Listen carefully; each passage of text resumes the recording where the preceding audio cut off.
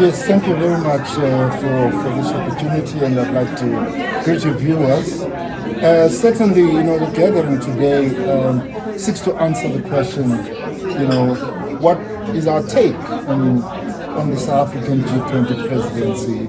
Is it an event that simply happens to be hosted on the African continent, or is it truly, a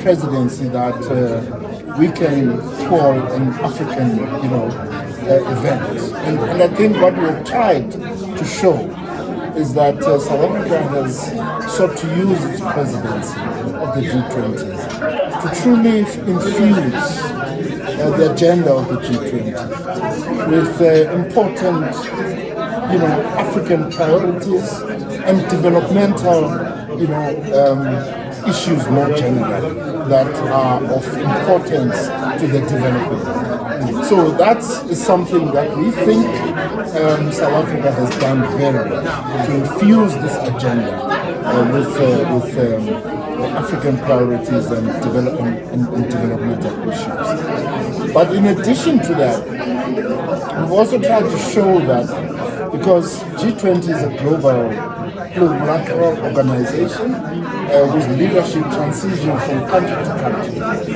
And so, importantly, I think South Africa has seen it fit to initiate African initiatives that will ensure that this work can also be sustained beyond South Africa's incumbency of the G20 presidency. These are such issues as for example, the Africa Cooperation Agenda that looks to enhance implementation of the Africa Continental Free Trade Area, promote investment into productive sectors in the African continent, and promote the implementation of regional integrative infrastructure, because that is going to be critical to whether we are able to trade among ourselves, much more than we are doing currently. The regional integrative infrastructure is very important in that. Ambassador, undoubtedly the geopolitical environment not so ideal, whether you're looking at the sweeping tariffs. What should worry us as we approach the end of South Africa's presidency of the G20, and a G20 that has sought to mainstream African agenda priorities into its work? In my view, what should concern us is the geopolitical context within which the G20 presidency will be transitioning from South to North leadership. And pertinently, which direction the work of the G20 will be taken henceforth. And in that regard, we should also ask ourselves whether we can take control of the work that is within our ambit and purview, such as the Africa Cooperation Agenda and the Africa Expert Panel, and whether we can develop the requisite capacities within African institutions to sustain momentum on that work. In this regard, one of our biggest challenges, in my view, will be to significantly beef up the capacities of the AU and regional bodies to ensure that the benefits of AU membership of the G20 but of mainstream on a question that will define not only South Africa's presidency of the G20, but also Africa's place in the architecture of global governance. The topic before us is, will South Africa's G20 be a G20 of the African continent, or will it be an African G20? And various speakers that have come before us have articulated their positions on what they and how they see it. For us, this is not a question of semantics. It is a question of substance, of spirit, and of strategy. A G20 on African soil would mean that the global elite meet here, that the conferences, the communiques, and the conversations simply happen on our land. The optics would be African, the accents diverse, the venues local, but the agenda, the priorities, and the power would still be foreign. An African G20, however, is something entirely different from what we have outlined. For us, it means that Africa, its people, its ideas, and its developmental realities shape the agenda, influence the priorities, and define the outcomes. It means that Africa is not just a stage, but a central actor, not a location, but a leader. As C20, we stand as the voice of civil society, the conscience of the G20.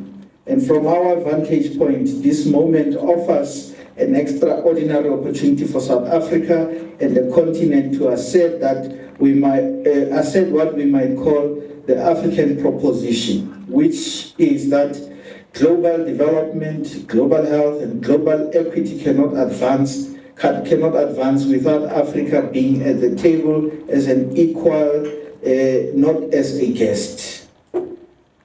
As C20, we started on shaky ground, and despite the unsettling winds, we kept it together and made it work.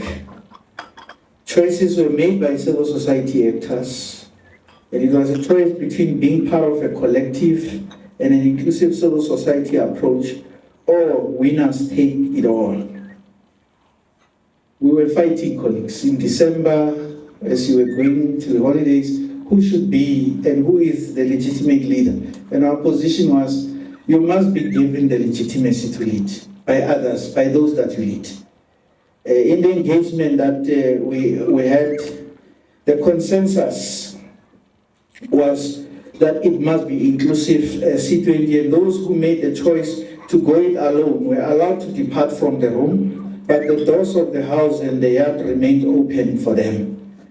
C20 mobilized over 3,000 civil society organizations in South Africa, the rest of the African continent, and globally. They participate in the 14 working groups that we have put together. We have moved mountains in putting together these 14 working groups that have produced policy briefs. As I speak now, we have processes through webinars and other platforms where we're engaging on what we have so that there can be engagements around what we have, so that it is a reflection of the broader voices, those that have participated in the working groups as well as those that have not participated. We remain indebted to those that have made time to ensure that we create a collective voice under the banner of C20. These are men and women from all over the world, from South Africa and from the rest of African countries, who we gathered as the leads of the various working groups. Coming back to the topic, if this G20 is to be an African one, then it must center the lived realities of African people. This means that the urgency of inclusive economic recovery, the cry for climate justice that matches responsibility with fairness, the struggle of communities facing unemployment and poverty amidst vast natural wealth, the demand for meaningful participation of women, youth, and grassroots organizations in shaping the future. It must also amplify the voices of those historically excluded. Communities have lived too long at the margins of policy, of power, and of progress. South Africa carries a unique responsibility. We are the bridge between the global north and the global south, between the emerging economies and those still emerging from the aspiration of a continent long denied its rightful voice in global affairs. Let this G20 presidency be remembered not for its hospitality, but for its humanity, not for the splendor of its venues, but for the substance of its commitments. Not for being hosted in Africa, but for being led by Africa. In this spirit, the C20 South Africa commits to ensure that civil society's voices from Cape to Cairo, from Dakar to Dar es Salaam, resonate with every policy brief, every dialogue, and every declaration. The following are a summary of the broad themes of the 14 working groups of C20, and they are aligned with other policy briefs from the 12 official engagement groups And we will be further engaging on this to develop a common declaration that we will finalize at the G20 Social Summit to take place between the 18th and the 20th of November, as we present it to the President of South Africa. And we have been informed, as we work with the organizers, that he will be joined in the session to receive that by President Lula as the former President of the G20 previous, and the Vice President of the US, who has been delegated to be part of that process.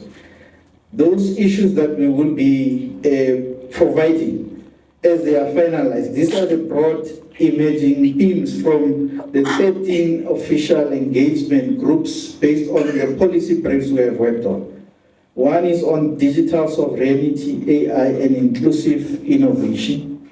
Secondly, on financing the future, sustainable investment and infrastructure.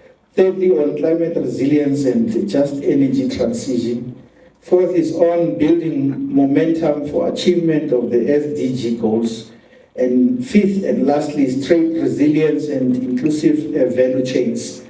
They may be altered as we engage in the processes of refining our last journey towards the G20. Because the true African G20 will be measured not by where it meets, but by who it empowers. As we prepare for this historic moment, let us be guided by the timeless African principle of Ubuntu. I am because we are. It reminds us that the purpose of global cooperation is not competition, but shared progress, not exclusion, but inclusion, not dominance, but dignity. So I ask again, will South Africa's G20 be a G20 on the African continent, or will it be an African G20? The answer lies in the choices we make, the voices we elevate, and the courage with which we define the future together. I thank you.